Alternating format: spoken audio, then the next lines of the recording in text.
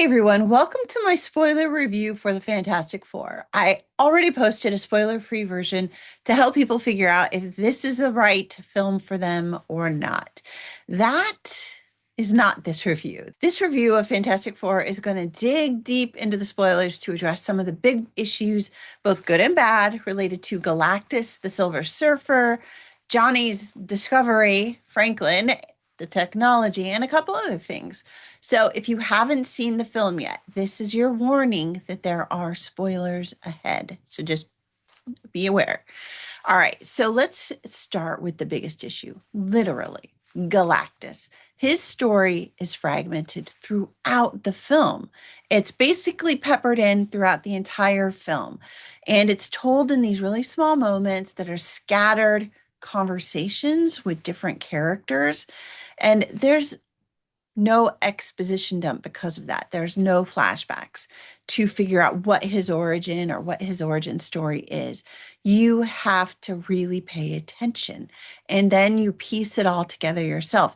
They actually treat you like a smart human being as a viewer when it comes to Galactus, and they expect you to do some of the work. They don't just put it together in a package scene for you. But if you do this, it becomes really clear that Galactus was once like Franklin. He had the innate ability to manipulate cosmic energy. Then something happened, something that changed him, triggering an insatiable hunger for that kind of energy and driving him to consume just anything that possesses it. That's why he devours planets with life on them. In this universe, life itself holds cosmic energy, and that also becomes clear in the story. The existence of the Fantastic Four, and especially the birth of Franklin, proves that living beings can possess that energy. And the messages that Johnny deciphers are further evidence that Galactus has been consuming inhabited world, not barren ones. At one point, Galactus even says that Franklin is the only one who can take away the hunger, allowing him to finally rest. And that's the key. He's not just explaining what he wants, he's revealing one of his deepest, most primal desires and how he became this godlike devourer of worlds. This isn't a random request. It is a cycle he's lived through.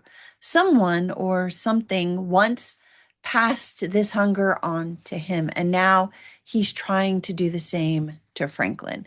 It's like passing down the mantle of God. So Galactus isn't necessarily evil just for the sake of being evil. He is trapped in this cycle of endless consumption, desperate for peace. And he believes Franklin is his only way out, and that this kid is the only one that can finally end it for him. Okay, so that was Galactus. Let's talk about Johnny now, since I mentioned him, because I think what he figures out about those recordings is really easy to misunderstand, but they're really important. Early in the film, Reed is collecting these incomprehensible space transmissions. They're in another language, they're in an alien language. They're messages that he then records onto vinyl records, because what else would he do?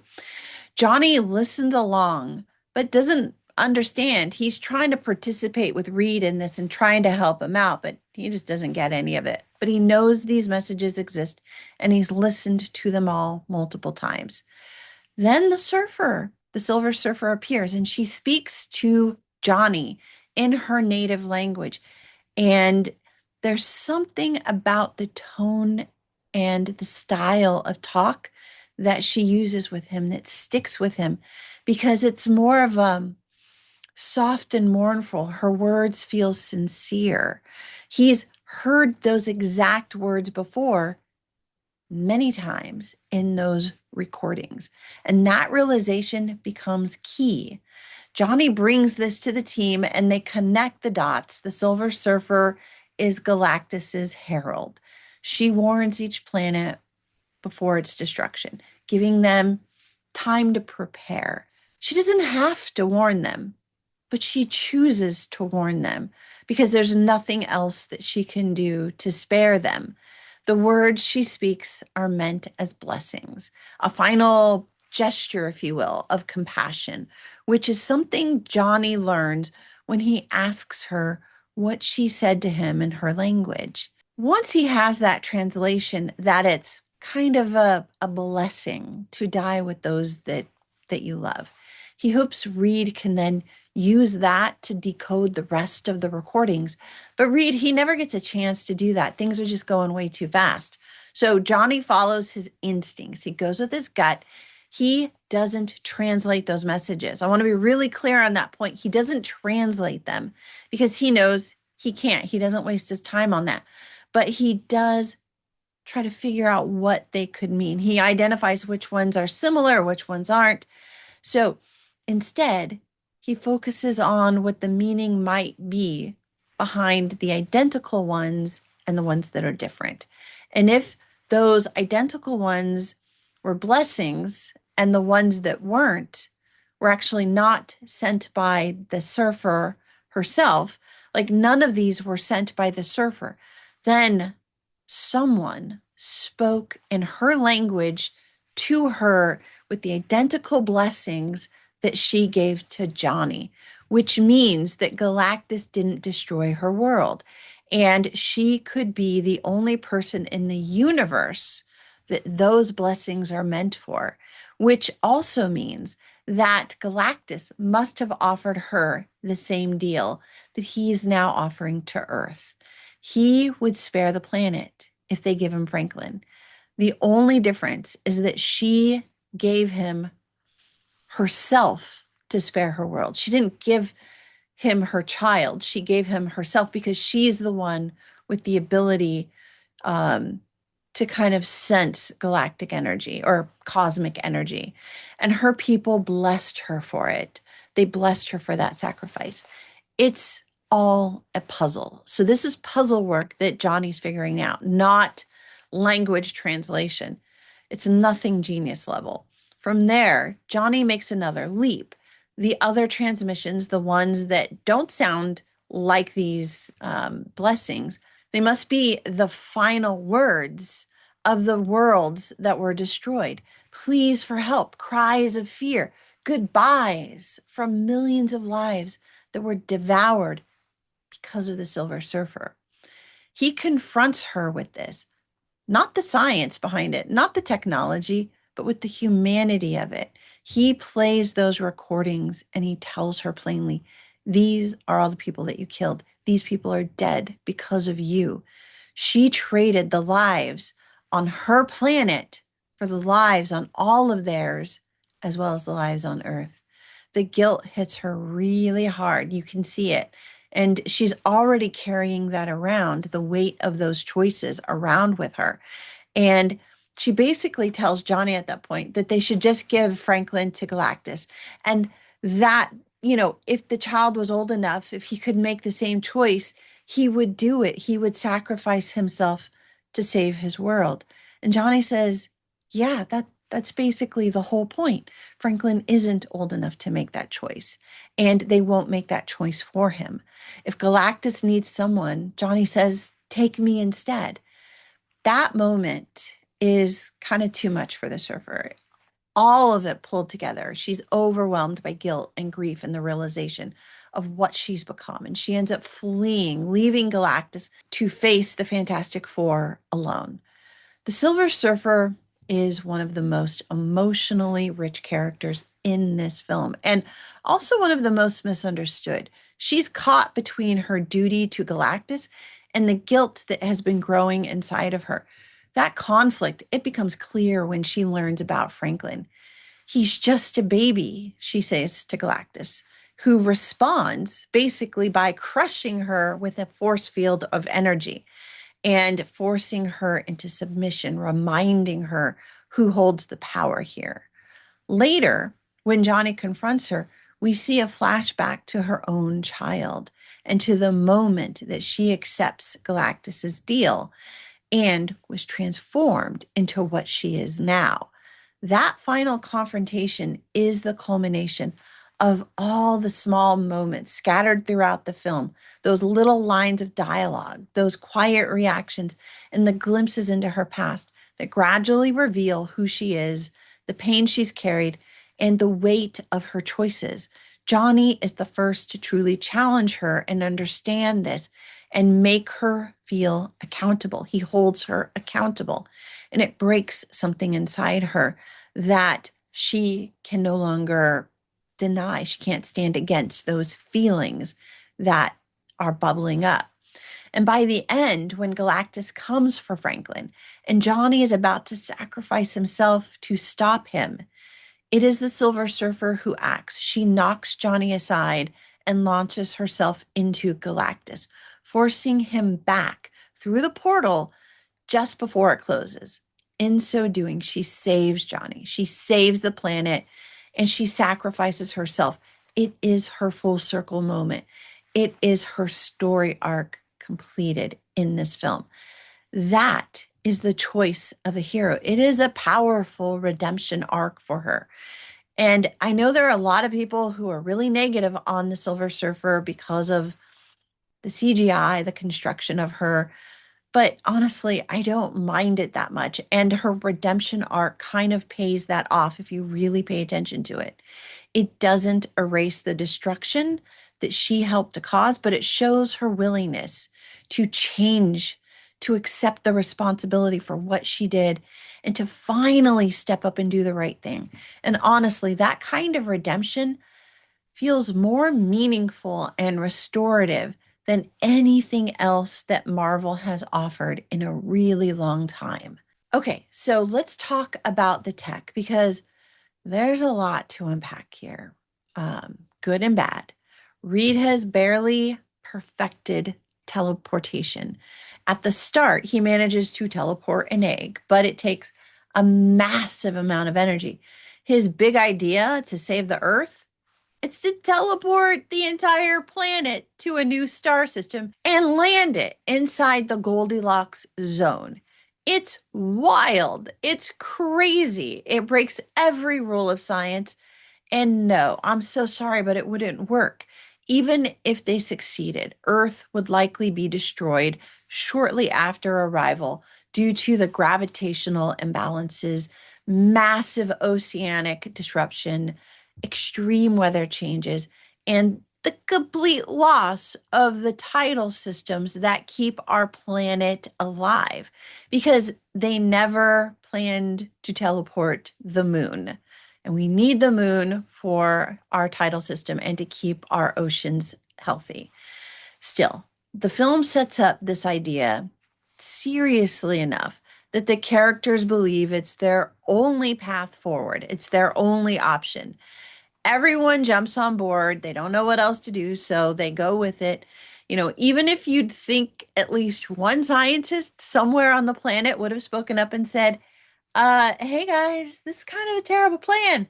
But nobody does. They just kind of go along with the teleportation idea and create all these devices around the world that they activate simultaneously just in time for the Silver Surfer to show up, following Galactus's orders, and destroys nearly all of them, except for the one in New York. That one survives because Johnny intervenes before she gets to it. So no last minute planet jump for planet Earth 828. Ironically, that failed plan actually leads to the real solution and one that is a bit more doable, I'll say. Reed pivots. So instead of jumping Earth, he recalibrates the portal to jump Galactus and trap him in another part of the universe at a far, far distant point that he cannot get back from, and he won't be able to find Earth again. And that solution actually does make a lot of sense within the comic book logic of this world. Remove Galactus from his ship, beam him far away with no way to return, and save both Franklin and the planet. It's creative. It kind of works. It's an interesting workaround for what they need to do, and it works with the technology that they've figured out here. And I'll let that go. It's something that the Fantastic Four can realistically accomplish within their world. And so I think that I can buy. Jumping Planet Earth, I cannot buy. Then there's the black hole scene where they escape Galactus's ship with the Silver Surfer in hot pursuit. To shake her off, they fly into a black hole where they lose their FTL drive and use the black hole's gravity to create a slingshot back to Earth. They have no clear way to steer the ship. They're mostly at the mercy of the black hole's gravity well and its pull to keep them where they are. And their trajectory seems impossible to control. But Reed figures something out to get them out of it, but it's extremely implausible. I mean, it's really not. It's really not believable. Once they hit faster than light speeds, there's no explanation for how they actually slow down. Maybe they burn all their fuel, or maybe Sue pulls them out somehow with her force field energy. They just reappear at Earth a month later. No explanations, no figuring out how they got there safely. It's a little bit convenient, let's just say, and I didn't really buy it. It's dramatic though, and it's kind of fun to watch, but the science is zero, non-existent. It's not even sci-fi logic. It's pure narrative magic. You have to suspend all your disbelief in order to accept that Reed, no matter how smart he is, could actually calculate all of this in real time, keep them from vaporizing, and land the ship exactly where it needs to be, no problem. Still, if you can look past that, it's an entertaining sequence. It's implausible, but yes, it's exciting. I'm going to skip talking about the tractor beam on Galactus's ship because that's the same kind of story magic too. But I think it kind of boils down to the baby is still inside Sue. He needs the baby to be born. He's not going to endanger the ship because he wants that baby. I think that's pretty much where we are with the tractor beam. Now, for the emotional climax, when Galactus grabs Franklin, Sue uses everything, every ounce of her power, every ounce of her strength and her life force to save that baby. She pushes him to the brink of the portal. She uses every bit of everything she has to get him in position while the rest of the team works around her, making sure there's no impediment of getting him there, making sure the portal's set up, making sure Reed is in position to grab Franklin. And as the portal opens, Reed does his thing, stretches himself up there, grabs the baby. Galactus falls into the portal.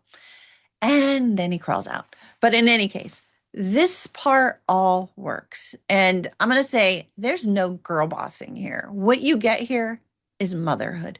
What you get is, when you need to, like, you get an adrenaline rush when you need to lift something you can't lift, because if you don't lift it, the person under the car or whatever will die. So people do things that are well beyond their strength in moments of great need. And what we're seeing with Sue is just that. She's taking every bit of cosmic energy, every bit of life force out of herself to do this thing, to push Galactus where he needs to go.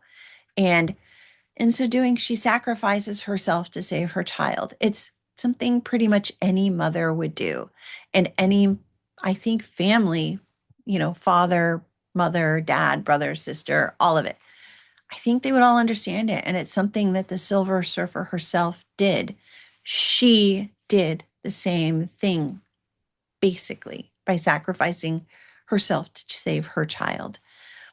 When Sue dies, Reed he breaks down completely. All that emotion he's bottled up explodes. He tries CPR, it fails. He is sobbing, he's a mess. Finally, he takes Franklin, who's screaming and crying. He takes him in his arms and holds him, and then places him on Sue, and then bends down and has kind of a moment together with the three of them. And while Franklin is on Sue's chest, he stops crying. And then he smiles and he does something that nobody can really see. Nobody really knows what he's doing, but there's clearly some kind of cosmic energy transfer to Sue that revives her. She moves, she opens her eyes, and they are glowing blue with energy. And then they dissipate, and kind of she returns back to normal, alive and well. And that's the thing. Franklin isn't just a miracle baby. He is a cosmic being like Galactus. He can manipulate cosmic energy. He can take it and he can give it and he can do things with it. He's not necessarily like Galactus, but he has the power to become like Galactus if he consumes that kind of immortal god that the creatures become. This is what Galactus wanted. He wanted peace. He wanted Franklin so that Franklin could take his hunger and end his pain. But that would make Franklin the next Galactus. And Galactus knows it and even says it in the film because he's been through it. He knows what will happen because it's what happened to him. And that means this is a cycle. It's a repeating cycle. That's the real ending. Franklin chooses life.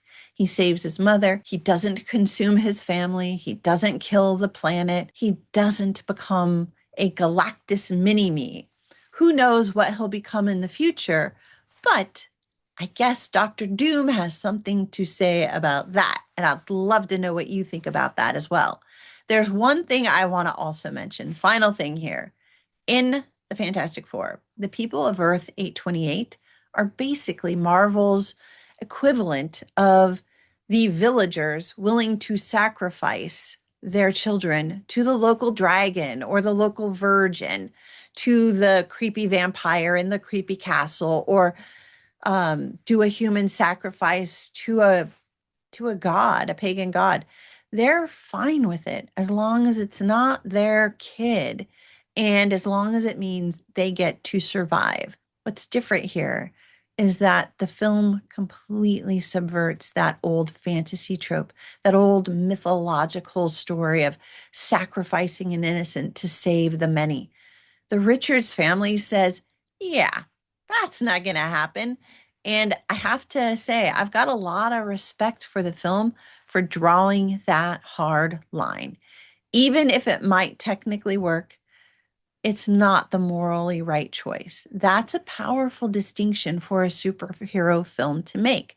And to me, it feels like Marvel and Disney are acknowledging to us that it's time to bring their heroes back to being heroes. I think they've heard us. And it takes a couple years for them to change their scripts enough to produce them so that we finally see them. I think this is it. I think this is the change of them saying, I hear you. We started to see hints of this in the shift of tone in the Thunderbolts, but here it's fully realized. The story embraces true heroism. And that's something I think the genre has absolutely been missing. Even more than that, we are seeing a return to optimism in superhero films, not just with the Fantastic Four, but with Superman as well. They've stepped back from heavy-handed politics and ideology, at least for the most part, and they've refocused on storytelling. And I really respect that choice. So that's my spoiler review for the Fantastic Four. There's a lot in this film that works. There's some big things that don't. But overall, I think the story is a net positive, which means that this film holds together overall. It respects its characters, it holds its world together mostly, and it gives us a family-first superhero movie that earns its ending. I'd love to discuss the spoilers with you now down below. So please join me there. I have had to leave some things out here for the sake of time because this is way too long. But I would love to talk with you about those things and the things that you saw in the film. So let's go down to the chat. Join me there with your comments, your questions, your ideas.